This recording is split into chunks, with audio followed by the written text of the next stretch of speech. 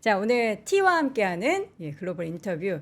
이분도 약간 T일 것 같아요. 글로벌 T일 인터뷰. 겁니다. 네, 유니스토리 자산운용 김장렬 본부장 함께합니다. 어서 오세요, 본부장님. 네, 어서 오세요. 네. T세요, T. 뭐 그때 다릅니다. F일 때도 있고 T일 때도 있고. 그때 다른 거니까 F 같긴 하죠. 감정이 조금 더 변동이 근데 또 있어요. 데이터를 보고서 말씀을 늘 하시니까. 이게 어릴 때는 T였고, 그 다음에 회사 다니면서 약간 F가 섞였고, 오. 지금은 다시 이제 나이가 좀 들었잖아요. 그러니까 중용을 지키려고 이렇게 노력하는데 결혼을 기니까 그때 기분 따라 다르다. 결혼은 F구나. T일 때도 있고 F일 때도 있지만 네. F인 것 같다. 예, F라고 합니다. 저도 그런 것 같아요. 예, 나이가 들수록 점점 감정이 자꾸 올라와가지고 좀 누그러뜨리고 그럼 오늘은 데이터만 보고 반도체 부분을 한번 긴급 점검 특별 저희가 금요일에 모셨잖아요. 일부러 모신 거예요. 마이크론 실적 발표 됐잖아요. 시장은 환호하고 있는데 어떻게 지금 우리가 환호해도 되는 시점이에요? 네네. 그냥 적당하게 체면체리했다. 적당이라고요? 네. 또 디테일하게 말씀은 어저께 다 하고 하셨을 것 같은데 네. 어저께 저는 여기 오프닝 미라고 클로징 나오니까 어저께 말씀하셨을 때 뭐냐면은 어저께 장외에서 한 7%인가 8%, 90%까지는 안 가고 끝나고 네. 오늘 본장에 10% 올랐죠. 그쵸. 사실 장중에는 중간에는 한 더 많이 15%. 맞아요. 그래서 제가 어저께 아침 시작할 때 이거는 말이죠.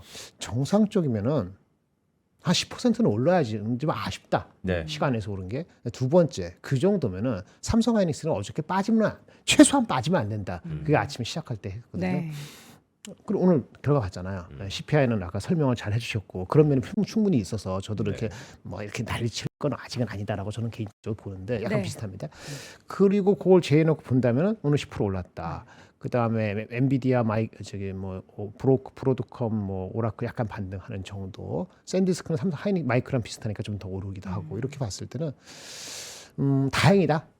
그러니까 오라클한테 맞은 뺨.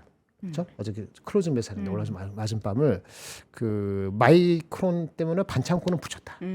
상체가 확 뜯어지지 않을 정도로 네. 이렇게 해가지고 이제 좀 진정을 지나면 괜찮아지기를 기다리는 거죠. 그 상태로 봅니다. 네. 그냥 밸류에이션 와이즈 보면은 어저께 실적과 가이던스를 본다면 내년도 하반기는 모른다 치더라도 요 가이던스만 가지고 연장하면은 제가 어저께 클로징 벨에서 정확한 넘버를 잘못 말씀드렸는데 클로징 벨 보신 분 마이크론이 실적 전망 컨센서스 높이기 전에 이게 무려 50% 정도 높인 거거든요. 네. 50% 오르기 전에 기준으로는 PR의 11배, 12배였어요. 근데 이게 올리니까 어제 기준으로 가이던스에서 더 높아지지 않더라도 한 8배 정도 되더라고요. 250불 정도가. 네. 싸죠. 싸네요. 그러면 걔네가 8배면은 좋은 점이 있고 나쁜 점이 있는데 8배니까 마이크론이 앞으로 더 올라갈 거다 생각할 수 있죠. 네. 네. 한 10배만 올라가도 20몇 프로 오르는 거잖아요. 250불이 아니고 300불 될 수 있잖아요. 이 8배인데 10배로 간다고 가정을 하면은 그 삼성전자 하이닉스도 숨통이 트였다. 이렇게 얘기해서 삼성전자 10배, 하이닉스 8배 치면은 그게 한 70만 원, 한 12만 원대, 70만 원대, 12만 원대 정도는 타겟업을 할 수 있겠네. 마이크론이 지금 8배 250불이 eventually 한 300불 넘어서 한 10배 간다면 요 정도까지. 네. 이제 흥분하진 않았죠. 그 정도 우리 좀 따라오잖아요. 네. 이제 전형적인 TN 빈센트님이 이렇게 머쓱거리는 겁니다. 네. 80% 성공한 거 아니에요? 그러니까 이제 상향 조정한 만큼 그대로 반영했을 경우에 SK하이닉스와 삼성전자의 밸류에이션이 그 정도 나온다 네네. 말씀이시잖아요. 네. 그게 결론입니다. 자, 그러면 일단은 집에 가도 돼요? 오라클의 이슈가 사실 사라진 게 아니잖아요. 네네. 오라클은 또 오라클만의 지금 CDS 얘기도 있고 굉장히 이제 뭔가 그 자금에 대한 나락을 계속해서 겪고 네. 있는 게 마이크론으로 뭔가 그냥 살짝 덮어둔 거지. 그렇지. 이게 완전 사라진 건 아니잖아요. 네네. 그럼 여기에서 결국 또 안 좋은 얘기들이 중간중간에 오라클 발로 해서 네. 나오면은 네. AI 관련한 산업이 삐걱삐걱대는 게 여전하구나 네. 이런 식으로 심리는 또 만들어질 텐데 예, 예. 이러면은 투자하기 너무 어려운데. 하도 많이 얘기 나오니까 우리가 좀 쉬운 숫자 빼고 얘기합시다. 네. 제가 어느 증권사에서 쓴 그 리포트에 AI 관련 최근에 세 마디로 이렇게 딱 정리를 했어요. 와닿습니다. 그거를 먼저 같이 던져드리고 네. 제가 오늘 준비한 자료는 원페이지에 다 퀘션이 있거든요. 네. 그걸 한번 하면 적겠어요. 그 좋습니다. 친구가 얘기한 거. 개인적으로 굉장히 좋아하는 애널리스트입니다. 그분이 얘기한 AI에 대해서는 이렇게 얘기했어요. AI 투자는 비가역적이다. 어려운 말 비가역적이다. 돌이킬 수 없다는 얘기죠. 두 번째는 생산성 개선 효과는 시차가 있다. 그다음에 세 번째는 그렇죠. 생산성 효과는 비가역성. 같고 그래서 좀 더 긴 얘기인데 피지컬 AI 수요는 필연적으로 증가한다. 필연적. 이걸 좀 해석해 드릴게요. 투자는 비가역적이라는 얘기는 레이스에 들어갔잖아요. 네. 돈 먹으려고 돌이킬 수 없다는 거예요. 그게 내 돈이 들어갔건 네 돈이 들어갔건. 그죠? 예. 아니면 내가 지금 캐시플로우가 남아서 캐시플로우에서 내서 하든 뭐 하든 간에 돌이킬 수 없다. 내가 망하지 않으려면. 어차피 안에서 뒤쳐서 망하나 하다가 뒤쳐서 망하나 한번 해보는 거지. 네. 예, 그래서 비가역적이다. Which is good. 그건 좋아요. 누구를 위해서 좋아요? 반도체 곡괭이 파는 업체한테 좋아요. 좋죠. 비가역적이다. 투자는. 근데 두 번째 문제지. 이게 지금 질문에 대한 답입니다. 네. 성과. AI로 인한 성과. 우리가 사용해서 우리의 생산성 나오는 성과도 성과고 얘네들 투자했으니까 리턴을 받아야 될 거 아닙니까? 그 생산성, 리턴 받는 이거는 시차를 둔다. 이게 퀘스천이죠. 시차가 얼마 만에 오는데 1년 만에 눈에 볼 수 있어? 한 3년 뒤에나 알 수 있어. 그게 퀘스천이죠. 비가역적으로 투자하는데 생산성 효과는 언제 정확히 얼마 올지 몰라. 그쵸. 이게 퀘스천, 노이즈예요. 이 두 가지 하면은 투자는 계속하는데 언제 올지 몰라. 그럼 어떻게 되죠? 그러면 약한 고리부터 걱정이 되죠. 약한 고리. 자기 돈 투자 안 하고 남의 돈 투자를 많이 하는 업체들. 요즘은 OPM이라 그러는데 OPM이 뭐예요? OPM이 뭐예요? OP 마진. 그렇지. 그렇게 하죠. 그게 아니죠. 네. 아시죠? 아는 거를 Other people's money. 다른 사람 돈 갖고 하는 게 OPM이 높은 게 그 OPM이 높은 게 아니고 레버리지죠. 다른 사람 돈 가지고 끌어당기는 게 많은 걸 other people's money를 하는 사람이 많다. 이게 오라클 아니면 코리브 이런 애들이거든요. 가장 약하잖아요. 다른 뜻으로 투자는 비가역적으로 가야 되고 리턴은 언제 나올지 몰라. 그럼 계속 그 고리는 결론은 뭐냐?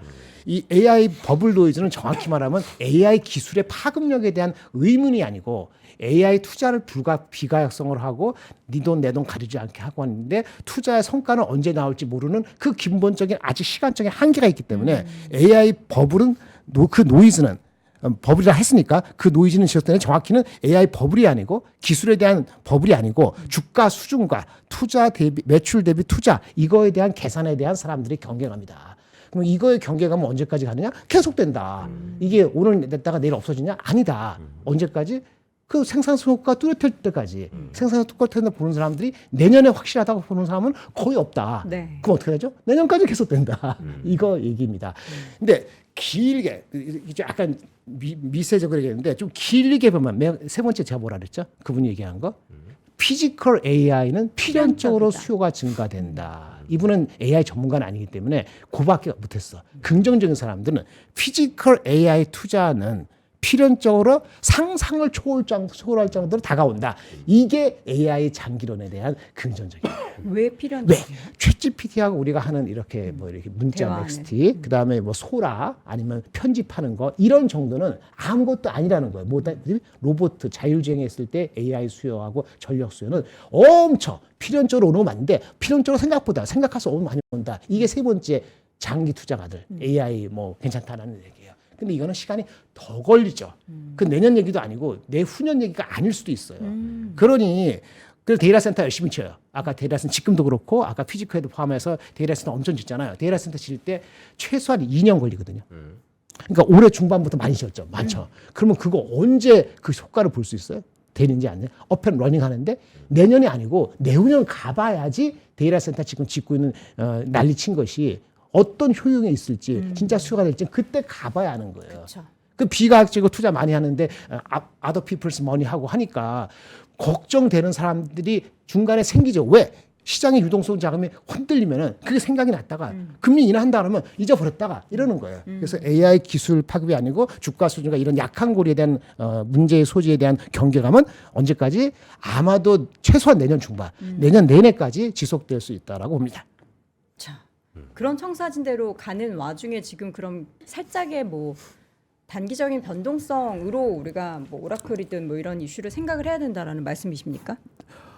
그러니까 이거 두 가지인데 그러면 이제 비가역적으로 투자 계속한다 그랬잖아요. 첫 번째 말씀드렸는데 네. 곡괭이는 계속 필요하죠. 2년 뒤에 어떻게 될지 몰라도 거기 반도체 GPU하고 메모리 필요하잖아요. 네, 네. 쇼티지가 가장 큰 게 어디예요? GPU도 GPU지만 GPU보다는 메모리죠. GPU는 엔비디아하고 AMD 싸우다가 구글까지 들어가고 구글 서포트하는 브로드컴 하고 하니까 거기는 지네들끼리 싸우는 거야. 거기는 밸류에이션 좀 이따 말씀드릴 거고 네. 그 밑에 있는 메모리 업체는 GPU 만들 뭐래. 메모리가 없으면 짱인데 메모리는 삼성 하이닉스 마이크론밖에 없는데 얘네들이 투자를 적극적으로 안 했기 때문에 물론 이번 컨퍼런스 어저께 마이크론 얘기했던 컨퍼런스 할 때 이게 조금 증가했다고 하지만은 걔네들의 캐펙스 증가도 매출 증가 대비보다 빠르지 않아요 속도가. 그러니까 메모리는 타이트니스 공급의 부족함이 금방 풀어지지 않을 것 같다는 컨센서스가 잡혔기 때문에 삼성 하이닉스 마이크론이 못 가면 전 세계 AI 쪽에서 투자할 거 없다는 게 단언할 수 있어요. 그러니까 전력만큼 메모리에 쇼티지가 있다라는 말씀인데 지금 말씀을 쭉 들어보니까 이런 거잖아요. 42.195 마라톤이 시작됐는데 모든 사람들이 하나의 목표로 다 투자를 하고 있습니다. 근데 이 마라톤의 끝이 언제일지는 아무도 모르잖아요. 주식 투자하시는 분들은 믿고 일단 하는 겁니다. 그런데 제가 김장일 본부장님한테 궁금한 건 지금의 사례가 과거에 비슷한 사례가 있었는가. 90년대 후반하고 대부분 비슷하다고 하니까 그때도 지금처럼 비가역적으로 투자하고 가식성이 나올 때는 모호하고 하지만 지금의 피지컬 AI처럼 당시에도 넥스트 IT가 있었을 텐데 이런 시기와 지금이 비슷한 게 정말 맞은가가 되게 궁금하거든요. 왜냐하면 그렇다면 우리는 지금처럼 흔들릴 때 괜찮을 거야라고 믿고 투자할 수 있는 것 같고 그때와 지금이 아니야 세상은 변해서 다르다라고 하면 지금 이렇게 긍정적인 전망을 바이하기가 좀 어려운 구간이거든요. 그렇죠. 어떨까요? 과거 한 20년 전인데. 삼성전자님 알고 윗단을 말씀드리면 투자는 그 아까 말씀드렸던 그 레벨이잖아요. 네. 주가 수준 밸류에이션 레벨은 미국 주가 빅테크들이 일부 종목 빼놓고는 전체적으로 완전히 과도한 레벨로 PER이나 이런 레벨이 아니에요. 파지티브. 두 번째는 그 당시에는 이제 실체가 없다는 게 인터넷 실체가 돌아오는 데 있어 갖고 이것이 언제 올지 모른다는 지금 우리가 비가역적이고 네. 시간이 걸린다는 이런 경계감에 대한 얘기가 미리 있잖아요. 근데 그런 거 없이 올라갔어요. 그러니까 마치, 경험이 없었다. 네, 경험이 없었어. 그러니까 지금은 경험이 있는 상태이기 때문에 미리미리 경계감이 작년 7월 8월 달에 세콰이어 캐피탈이 뭐 AI 버블 얘기 나오면서 벌써 두 번 세 번째 나오는 거기 때문에 적절한 경계감을 해서 그래서 그런지 PER, PSR 레벨이 일부 그 10개 한두 개 종목 말고는 전체적으로 아주 문제가 될 소지가 있지는 않아요. 네. 그게 파지티브합니다. 아까 지금 AI는 그래서 파지티브해서 좀 길게 보면은 나쁘지는 않다고 보는데 그 약한 고리가 그 아이러니하게도 우리 AI를 촉발시킨 오픈 AI잖아요. 근데 오픈 AI가 피지컬 AI 오기 전에 전체 데이터 센터 AI 그거 수요량 또는 삼성 하이닉스 마이크론의 HBM을 사용하는 수요량의 20% 정도를 차지해요. 근데 그 약한 고리가 혹시 흔들리면은 네. 이 트렌드에 네. 20%가 흔들릴 수도 있다는 것을 디스카운트 하고 가야 된다. 근데 옛날에는 그런 개념 없이 그냥 무지막지로 100개 간 거기 때문에 그때보다는 그 군중들의 아주 미친 황소 같은 그 열풍은 그 정도는 아닌 것 같아요. 그래서 그거는 제가 다행으로 생각해요. 네. 하지만 경계감은 계속 가지고 가는 거죠. 그 말씀은 이런 거잖아요. 과거에 학습 효과가 있다. 그런데 저보다 훨씬 더 연배 선배님이시니까 지금 주식 투자하시는 이 시장에 있는 분들이 90년을 경험하신 분들이 많지가 않아요. 대부분 문헌이나 이런 방송이나 다른 걸로 간접 경험하고 있다고요. 간접 경험은 직접 경험에 비해서는 확실히 선택을 좌우하지 못합니다. 그러면 이럴 때 정말 어떻게 해야 되는지가 궁금하거든요. 우리 이렇게 3% 자주 보면 되죠. 물론 뭐 자주 많은 채널을 보면 되겠죠. 그런데 어떤 심리가 좀 있는 것 같냐면 네네. 일단은 좀 불안하면 쉬자라는 분위기도 있거든요. 네, 그렇죠. 근데 우리는 늘상 쉬지 말고 지금이 사자라고 하잖아요. 네. 명확히 지금이 쉬어야 될 때인지 아니면 쉬지 말고 사야 될 때인지가 궁금하거든요. 안 오를 때 사는 게 맞고. 그렇죠. 죄송한 얘기인데 그래서 제가 이제 아까 적절하게 레벨이 가다가 다운되고 가다가 다운되고 그래서 한국이나 미국이나 6,900, 4,000이나 숫자가 적절해 보여요. 적절해 보이는 게 과하지 않고요. 공포도 과하지 않고 너무 지나치게 과하지 않아서 그런 말을 해서 중립적으로 하면 재미없다고 얘기하는데 네. 지금 장 좋아하고 5천 바로 부르지. 아니면 사람은 네거티브 사이드는 이거 실체는 약간 시간 걸린다며. 네. 그러면 이게 언제든지 3,400 갈 수 있는 거 아니야? 뭐 이렇게 얘기하는데 그 어느 쪽도 그렇게 쉽게 안 올 겁니다라고 저는 중립적으로 얘기를 하는 겁니다. 그러니까 그거를 한국 시장의 40% 시가총액 삼성하이닉스의 그 흐름을 너무나 제가 잘 알기 때문에 네. 그렇게 과하게 부를 수가 없는데 아이러니하게도 그 엔비디아가 250불, 300불이 미리 가 있다면은 그 컨선은 제가 더 커졌을 거예요. 근데 이게 조절이 미리 받았기 때문에 만약에 그 AI가 오픈 AI가 사실 문제가 생기는 게 현실화 되더라도 그 임팩트가 아까 제가 20%를 했잖아요. 다른 데서 흡수를 어느 정도 할 거기 때문에 주가는 임팩트는 한 10% 이상의 시장을 확 내릴 수 있는 오픈AI가 진짜 문제가 돼서 오라클 다 문제가 되면요. 한 시장은 한 10% 이상 빠질 겁니다. 그런데 그 충격이 아주 오래 안 갈 수 있어요. 왜 아까 비가역적이라 그랬죠? 그 생산성 효과는 나중에 나온다 그랬죠? 그다음에 챗GPT 다음에 피지컬에 간다는 거 알죠? 그러니까 딴 데서 보충하려고 노력을 할 겁니다. 그 보충할 노력을 하는 것이 3개월에서 6개월이면 주식시장에는 보충이 돼요. 그러니까 만약 그거를 기다린다면 그래요. 언제든지 이거는 오픈AI 문제가 되면 10%는 중간에 가다가 내려갈 수 있어요. 그러니까 만약에 미국으로 따지면 6,800에 진짜 누구 말대로 8,000 근처나 7,800 가면은 그죠? 다른 사람 다 호황일 때 나중에 문제가 그때 드러난다. 시간이 지나서.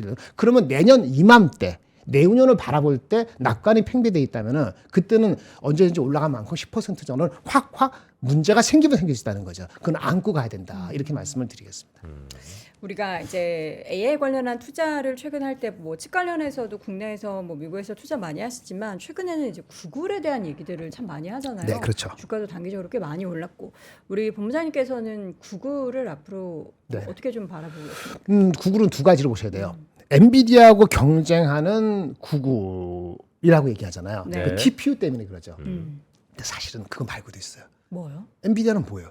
광고하잖아요. 그러니까 그 AI를 활용해서 자기네가 하는 여러 비즈니스의 레벨이 달라지는 이 정량화가 잘 되는데 뭐가 있죠?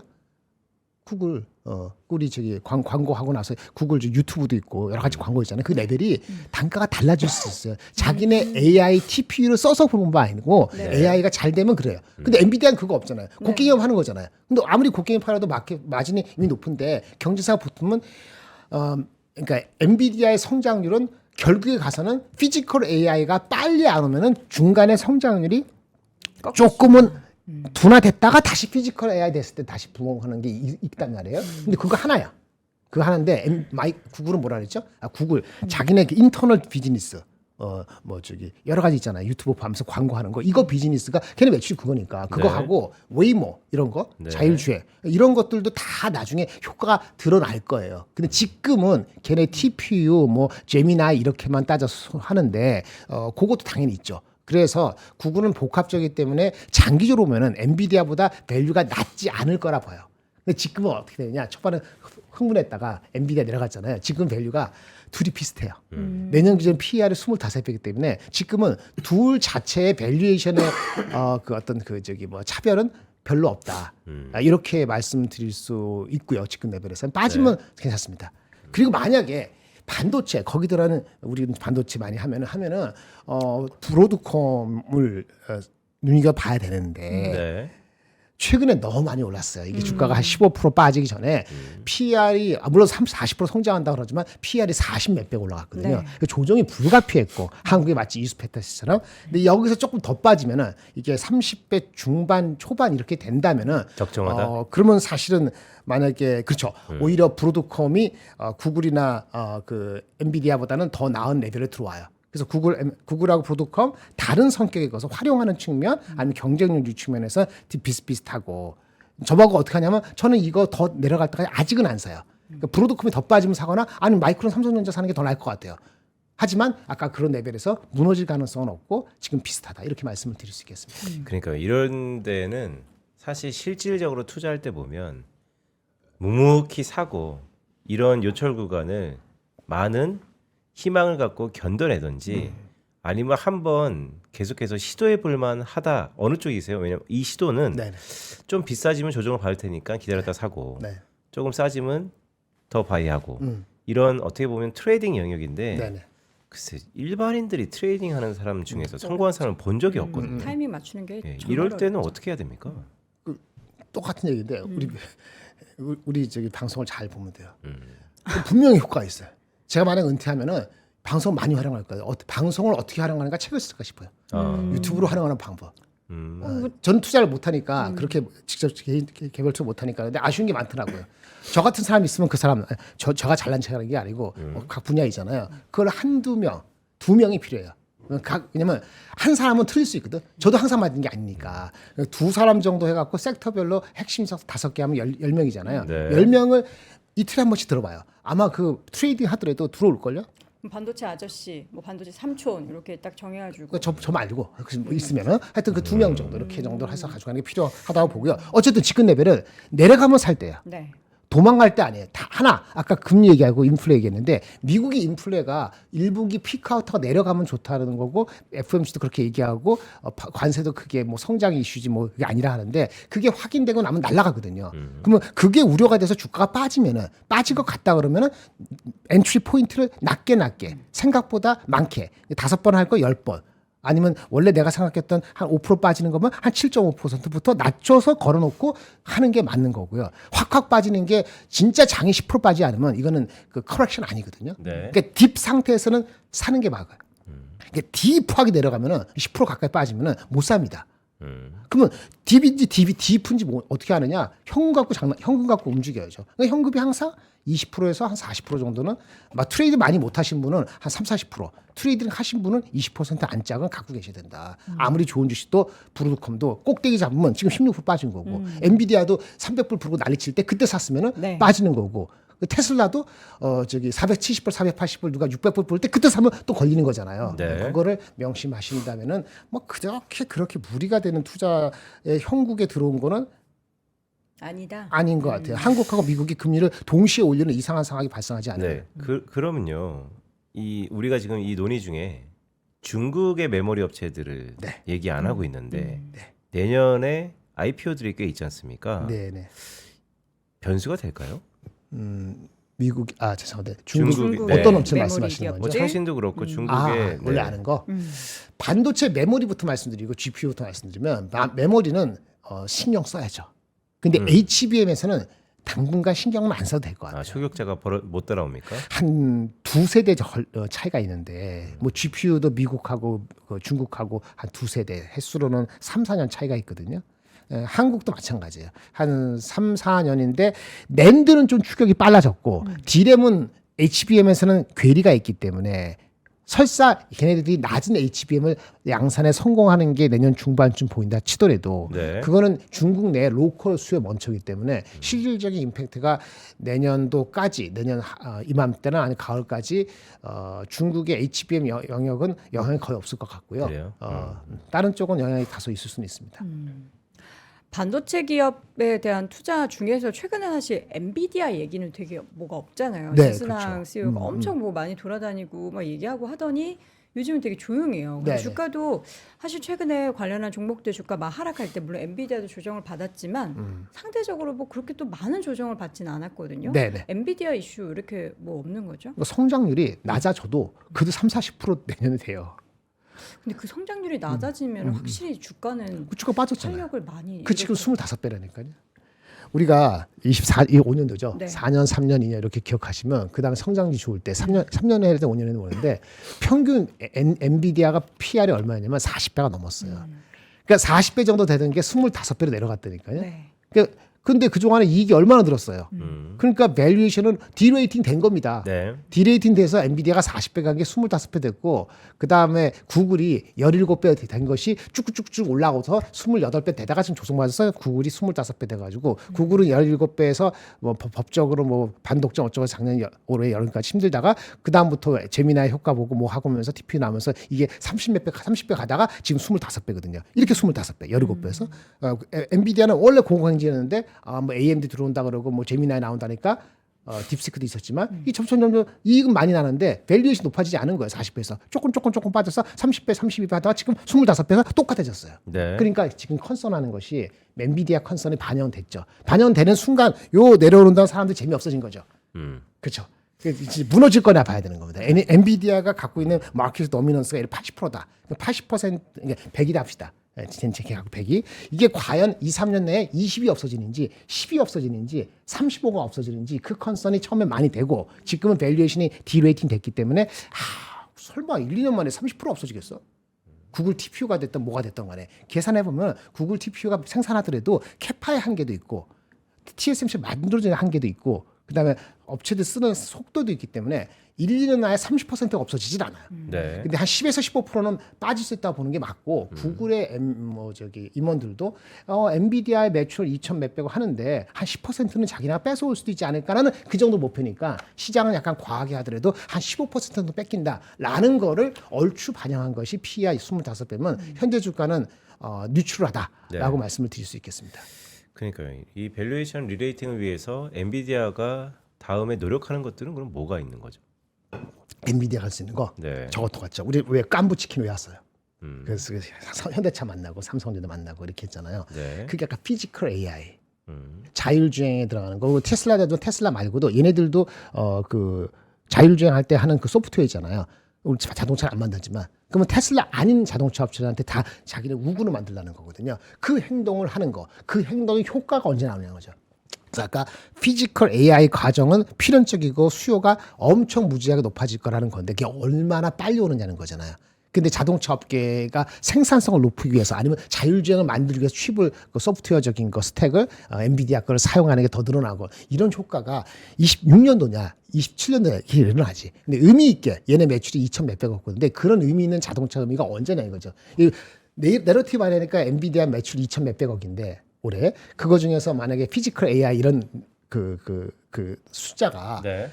뭐 한 10% 20% 바로 될 것 같죠? 그거 아니에요. 한 3, 4년 지나야 되는 거거든요. 그러면 과연 지금 그 얼마나 주가를 받아들일지가 인천에서 27년, 26년은 아니고 주가 의미 있게 받아들이는 건 제가 봤을 땐 한 2년 뒤 또는 1년 반, 27년 중반쯤 되면 받아들여질 것 같아서 내년이 좀 잘 지켜내야 되는 시간입니다. 자, 오늘 삼성전자, SK하이닉스의 네. 주가의 향방을 다들 궁금해하시더라고요. 어제 네. 사실 애프터마켓의 움직임이 마이크론 테크놀로지가 많이 올랐음에도 불구하고 그렇죠. 우리 시장에서는 물론 이제 막판에 좀 올라갔다라고는 네. 하지만 굉장히 미미했다라는 생각이 그렇죠. 들었는데 맞아요. 앞으로 그런 삼성전자, SK하이닉스의 움직임도 앞서서 이제 마이크론 테크놀로지가 항상 네. 풍향계 역할을 하듯이 그렇죠. 풍향계. 우리도 이제 좀 이제는 조금 그동안 많이 변동성 있고 11월부터 쉬었으니까 네네. 어떻게 연말에는 네. 좀 웃을 수 있을까? 시간이 얼마나 있어요? 그 설명하는데? 약 10분이요. 10분. 그러면 충분하죠? 네, 그러면 예. 좀 설명을 드려야 될 것 네. 같아요. 오프닝 클로즈 보면서 자세히 설명을 조금 드리긴 했는데 이렇게 볼까요? 다시 숫자로 보겠습니다. 제가 숫자 말씀 안 드리려고 네. 했는데 페이지 네. 3페이지. 마이크론 실적 나왔죠. 음. 얘네가 내년 내내 좋다 했죠. 네. 내년 내내가 얘네 회계년 내년 9월까지, 8월까지입니다. 8월까지. 내년 연말은 몰라. 자꾸 얘기하는데 우리가 6개월 전에 지금 이런 상황이 올지 뭐 아무도 몰랐잖아요. 반도체. 맞아요. 그러니까 내년도 9월 이후에 어떻게 될지 모르는 거가 맞아요. 함부로 내후년 거 넘버를 얘기하지 말아요. 네. 내러티브는 얘기할 수 있지만 내년 말 내후년 넘버를 갖고 땡기고 이런 이상한 짓들을 안 했으면 좋겠어요. 알겠습니다. 예. 근데 얘네 말은 어느 정도 강화될 것이다 이렇게 얘기했으니까 네. 기조가 강화된 거 맞아요. 파지티브. 근데 숫자 봅시다. 이번에 발표된 게 8월까지 실적이죠. 네. 9월 달까지 실적. 9월 달. 내년 아니 지금 이번에 발표된 게 어디까지지? 9, 10, 11. 9월이요. 11월까지. 9월, 10월, 11월. 그러니까 다음 분기가 12, 1, 2죠. 네, 그치. 여기는 좀 회계 맞아요. 기준이 좀 다르니까. 그러니까 매출이 네. 지난 4, 4분기보다 27% 늘었어요. 네. 이번 가이던스가 요거 1, 4분기보다 76% 늘었어요. 네. 그러면 곱하면 어떻게 되죠? 이게 65%는 거예요. 네. 그러니까 4, 4분기보다 6개월 사이에 2, 4분기 매출의 성장률이 요거 곱하면은 65% 늘었다고. 6개월 만에 65% 매출을 늘은 거예요. 네. 마진도 당연히 늘죠. 65% 늘었는데 지금 삼성하고 하이닉스에 대한 전망이 최근에 막 올라갔잖아요. 뭐 18조다, 20조다. 네. 그 예측이 지금 이렇게 나와 있어요. 매출 증가예요. 삼성이 내년도 1, 4분기에 대한 매출과 4, 4분기 아직 안 나왔는데 4분기가 30% 40%. 다시 1, 4분기가 10에서 15%가 가장 최근에 나온 리포트 두 가지예요. 그거 곱하면 어떻게 되죠? 60에서 50%죠. 네. 하이닉스는 워낙 베이스가 3분기에 워낙 높았기 때문에 상대적으로 성장률이 낮아요. 하이닉스가 못한 게 아니고 3분기 너무 잘해갖고 그러면 성장률 요거 40, 30%, 10% 하면은 이게 뭐 한 30%에서 20% 되잖아요. 매출. 근데 아까 뭐라 그랬죠? 여기 아까 마이크론 얘기할 때 65%. 물론 매출의 구성이 HBM 구성이 많은 HBM이 반 정도 되는 하이닉스보다는 삼성과 마이크론이 높은 성장률을 보이는 게 타당해요. 네. 네. 그럼 뭐죠? 삼성이 더 올라가지 않더라도 삼성의 이 포캐스트는 보수적이에요? 아니면 아직 여지가 더 높이 있는 것 같아요? 어때요? 아까 마이크론이 65%. 조금 여지가 있어요. 그렇지. 그러니까 지금 높아진 이익에 대한 전망치는 더 믿어도 올라갈 수 된다. 있다. 더 올라갈 수도 있다. 요게 매출 성장률에서 65%, 네. 우리는 60%, 40%. 네. 그리고 마진을 봅시다. 마진이 얘네가 GPM 마진이 4, 4분기 44%, 이번에 발표된 게 57%, 가이던스가 68%예요. 그러면 이 가이던스가 6개월 만에 얼마 됐죠? 44 빼기 68하면 24% 포인트가 높아진 거예요. 네. 영업이익률도 비슷합니다. 네. 영업이익률은 한 여기서 10% 빠지면 돼요. 10%가 요거 58%, 57%라는 거지. 높아진 정도는 대충 20% 포인트예요. 그러니까 대충 20에서 25% 포인트가 6개월 만에 마진 높아졌어요. 그 매출은 65% 성장하고. 그러니까 네. 난리 난 거지. 근데 거기에 왜 10%는 낮다는 거지. 오라클 때문에. 네. 그러면 아까 24% 포인트 높아졌으니까. 근데 삼성과 하이닉스의 영업이익률 전망치가 최근 높아졌는데 얘네들 높아진 거 보면은 3, 4분기 삼성전자 29%, 이게 43, 50, 47이 50, 54. 하이닉스는 워낙 기본이 높았기 때문에 그런 네. 거예요. 네. 그러면 이것이 지금 얼마 높아졌어요? 6개월 만에 20포인트, 6포인트 높아졌죠. 지금 이 화면 안 보시고 오디오로만 들으시는 분들은 62, 52, 12 뭐 이런 숫자만 계속 그래서 내가 들으셔가지고 말씀 안 드렸더라고요. 총정리하면은 결국에는 삼성과 지금, 하이닉스의 최근 높아진 영업이익에 대한 네. 전망, 4분기하고 1, 4분기를 합한 전망이 마이크론의 최근 나온 리포트 실적과 가이던스의 성장률을 감안했을 때는 네. 지금 수치 삼성 하이닉스 수치가 더 나올 수도 있다는 더 거를 올라갈 수도 있다. 계산적으로 나올 수 있다는 거가 되고요. 그러면 네. 제가 아까 말한 거잖아요. 그렇게 나온 게 마이크론이 오늘 250불인가? 250불 정도면 그게 얘네들 실적이 이거 엄청난 실적의 업그레이드가 있기 전에 11배 정도였는데 네. 네. 이게 한 8배 정도밖에 안 나와요. 내려갔다. 8배면 우리도 실적이 못지않게 잘 나오면 우리 얼마 정도 될 것 같아요.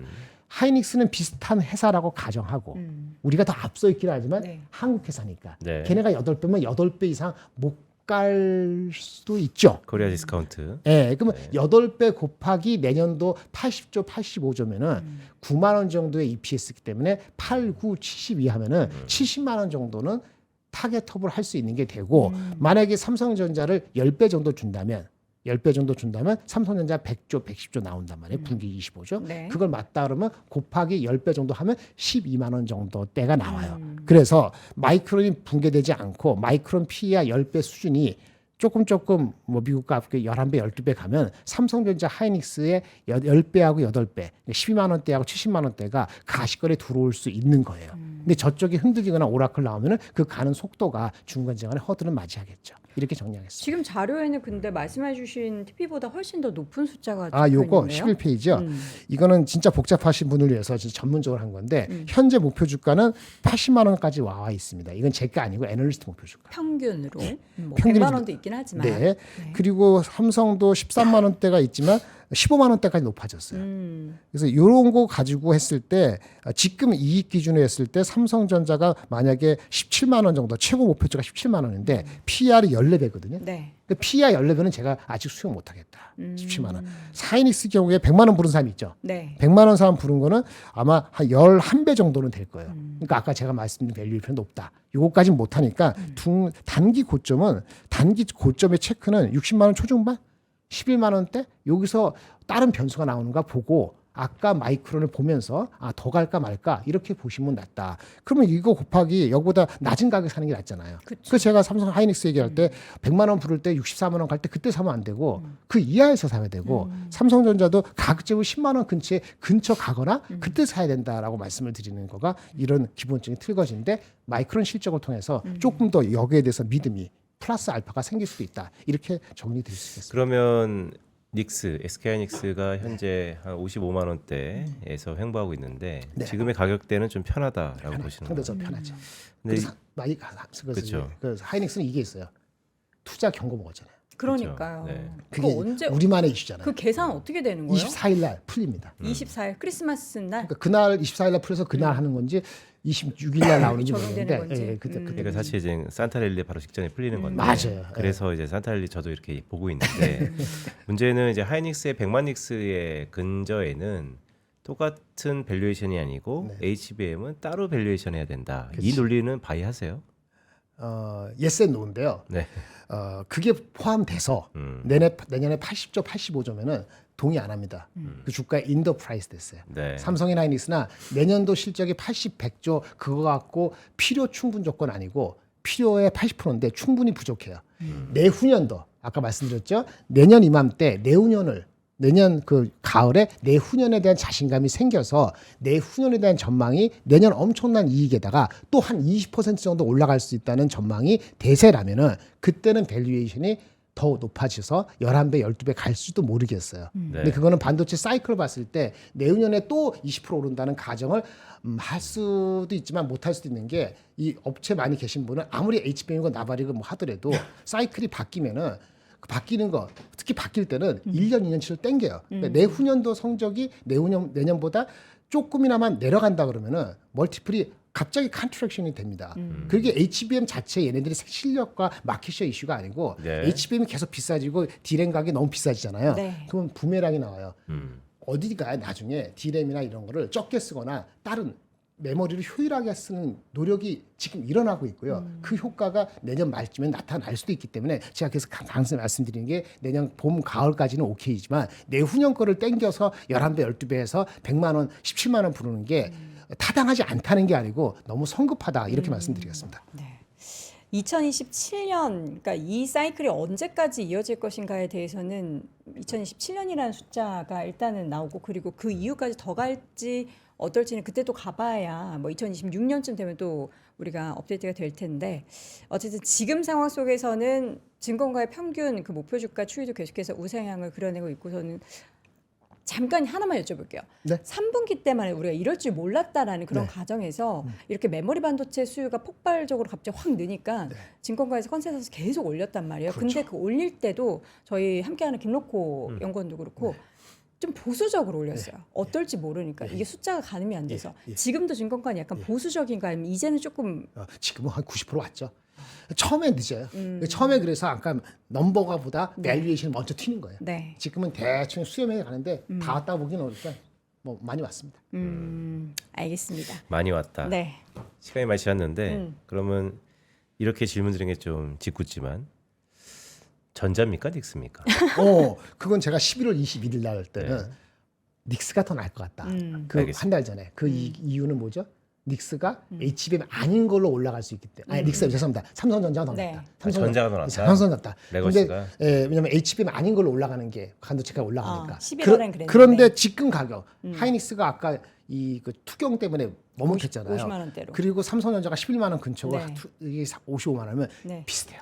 아. 지금은 이제 우선순위가 별로 없어요. 둘 중에 뭐 아무거나. 네, 아무거나 같이 무너지거나 같이 네. 올라가는. 알겠습니다. 가벼운 게 가겠네요. 네네. 자, 이렇게 해서 오늘 반도체 이야기 나눠봤고요. 글로벌 인터뷰 유니스토리 자산운용 김장렬 본부장과 함께했습니다. 본부장님 고맙습니다. 네, 고맙습니다. 감사합니다. 네. 자, 오늘도 금요일 월스트리트 모닝 브리핑 함께하셨습니다. 더워요? 너무 더워. 이러다가 큰일 날 것 같아서 겨토파크 개장할 것 같아가지고 벗었습니다. 이 따뜻한 패딩을 영상 하단 링크 3% 핫딜에서 확인해 보시면 좋을 것 같고요. 다음 주 월요일에도 어김없이 저희는 6시에 돌아오겠습니다. 여러분 오늘도 고맙습니다. 고맙습니다.